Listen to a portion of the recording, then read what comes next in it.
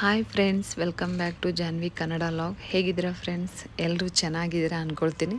Friends, ನಾನು ಇವತ್ತು ಒಂದು ತುಂಬ ಯೂಸ್ಫುಲ್ ಆಗಿರುವಂಥ ಒಂದು ರೆಸಿಪಿಯನ್ನು ನಿಮ್ಮ ಹತ್ರ ಶೇರ್ ಮಾಡ್ಕೊಳ್ತಾ ಇದ್ದೀನಿ.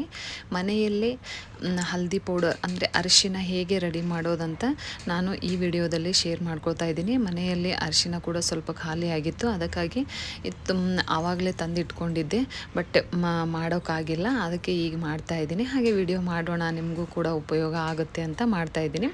ಮೊದಲಿಗೆ ಒಂದು ಅರಿಶಿನ ಈ ಬೋಟನ್ನು ನಾನು ನೀರಲ್ಲಿ ನೆನೆಸಿ ಇಟ್ಕೊಂಡಿದ್ದೀನಿ. ಒಂದು 5-6 ಗಂಟೆವರೆಗೂ ನಾವು ಇದನ್ನು ನೆನೆಸಿ ಇಟ್ಕೊಳ್ಬೇಕು. ತುಂಬ ಹಾರ್ಡಾಗಿರುತ್ತಲ್ಲ, ಅದಕ್ಕೆ ನೆನೆಸಿ ಇಟ್ಕೊಳ್ಬೋದು. ನಾವು ಗಿರಣಿಯಲ್ಲೆಲ್ಲ ನಮ್ಮ ಇದು ಕುಟ್ಟಿಸ್ಕೊಂಡು ಬಂದರೆ ಹಾಗೆ ಕೊಡ್ತಾರೆ. ನಾವು ಮನೆಯಲ್ಲಿ ಸ್ವಲ್ಪ ಹಾರ್ಡಾಗಬಾರ್ದಂತ ನಾನು ನೆನೆಸಿಟ್ಟಿದ್ದೇನೆ.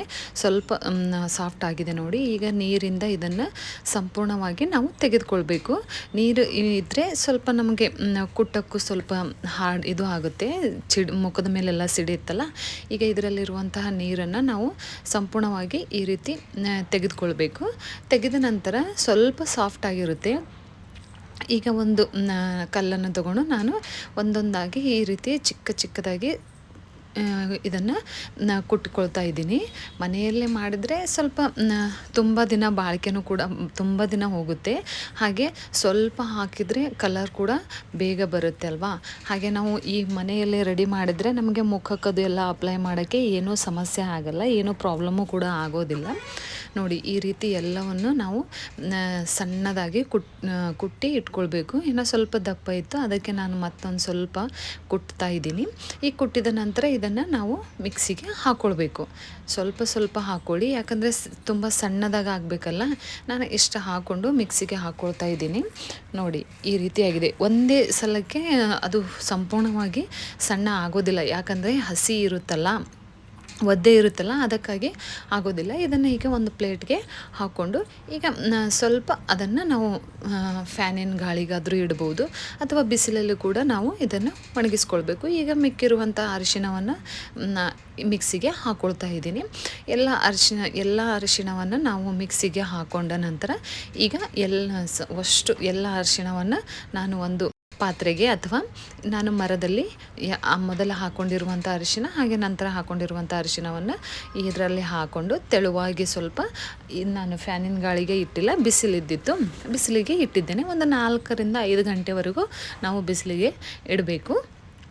ನೀವು ಬಿಸಿಲಿಲ್ಲ ಅಂದರೆ ನೀವು ಫ್ಯಾನಿನ ಗಾಳಿಗೆ ಇಟ್ಕೊಳ್ಬೋದು. ನೋಡಿ, ಸಂಪೂರ್ಣವಾಗಿದ್ದು ಆರಿದೆ ನೋಡಿ. ಈಗ ಮತ್ತೊಂದು ಸಾರಿ ನಾವು ಇದನ್ನು ಮಿಕ್ಸಿಗೆ ಹಾಕ್ಕೊಳ್ಬೇಕು, ಯಾಕಂದರೆ ಆವಾಗ ಒದ್ದೆ ಇತ್ತಲ್ಲ, ಅದಕ್ಕೆ ಸಂಪೂರ್ಣವಾಗಿ ಇದು ಸಣ್ಣ ಆಗಿರಲ್ಲ.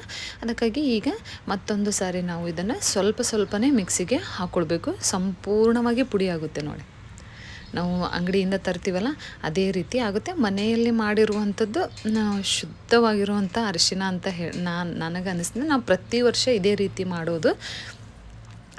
ಮುಖಕ್ಕೆ ಆದರೂ ಅಪ್ಲೈ ಮಾಡೋಕ್ಕೂ ಏನೂ ಸಮಸ್ಯೆ ಆಗಲ್ಲ, ತುಂಬಾ ಚೆನ್ನಾಗಿರುತ್ತೆ. ಹಾಗೆ ನಾವು ಸ್ವಲ್ಪ ಹಾಕಿದ್ರೂ ಕೂಡ ಕಲರ್ ಬೇಗ ತುಂಬ ಇದು ಆಗುತ್ತೆ.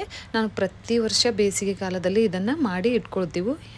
ನಾವು ಹೇಗೆ ಕೆಂಪು ಖಾರ ಮಾಡ್ತೀವಲ್ಲ, ಅದೇ ರೀತಿ ಈ ಅರಿಶಿನ ಕೂಡ ಮಾಡ್ತೀವಿ. 1 ವರ್ಷದವರೆಗೂ ನಮಗೆ ತರೋದು ಬೇಕೇ ಆಗಿರಲಿಲ್ಲ. 1 ವರ್ಷ ಮೇಲೆ ಹೋಗುತ್ತೆ ನಮಗೆ. 1 ಕಿಲೋ ಅರಿಶಿನ ತಂದರೆ 1 ವರ್ಷ ಮೇಲೆ ಹೋಗುತ್ತೆ. ಈಗ ಇದನ್ನು ನಾವು ಈ ರೀತಿ ಜರಡಿ ಇಟ್ಕೊಳ್ಬೇಕು. ನೋಡಿ, ಕೆಳಗಡೆ ತುಂಬ ಸಾಫ್ಟಾಗಿ ಬಂದಿದೆ, ಮೇಲ್ಗಡೆ ಮತ್ತೆ ಒಂದು ಸ್ವಲ್ಪ ಇತ್ತಲ್ಲ, ಅದನ್ನು ಮತ್ತೆ ಮಿಕ್ಸಿಗೆ ಹಾಕ್ಕೊಂಡು ಅದನ್ನು ಕೂಡ ಮತ್ತೆ ಜರಡಿ ಹಿಡ್ಕೊಂಡಿದ್ದೇನೆ. ನೋಡಿ ಯಾವ ರೀತಿ ಸಾಫ್ಟಾಗಿ ಬಂದಿದೆ. ಅಂಗಡಿಯಿಂದ ತರ್ತೀವಲ್ಲ, ಸೇಮ್ ಅದೇ ರೀತಿ ಆಗುತ್ತೆ ನೋಡಿ ಫ್ರೆಂಡ್ಸ್. ಅಂದರೆ ತುಂಬ ಜಾಸ್ತಿ ದಿನ ಹೋಗುತ್ತೆ, ಮನೆಯಲ್ಲಿ ಮಾಡಿದರೆ ತುಂಬ ಜಾಸ್ತಿ ದಿನ ಹೋಗುತ್ತೆ. ಪದೇ ಅಂಗಡಿಗೆ ತರುವ ಸಮಸ್ಯೆನೇ ಇರಲ್ಲ. ನಿಮಗೆ ಈ ವಿಡಿಯೋ ಇಷ್ಟ ಆದರೆ ಲೈಕ್ ಮಾಡಿ, ಶೇರ್ ಮಾಡಿ, ಕಮೆಂಟ್ ಮಾಡಿ. ಓಕೆ, ಬಾಯ್.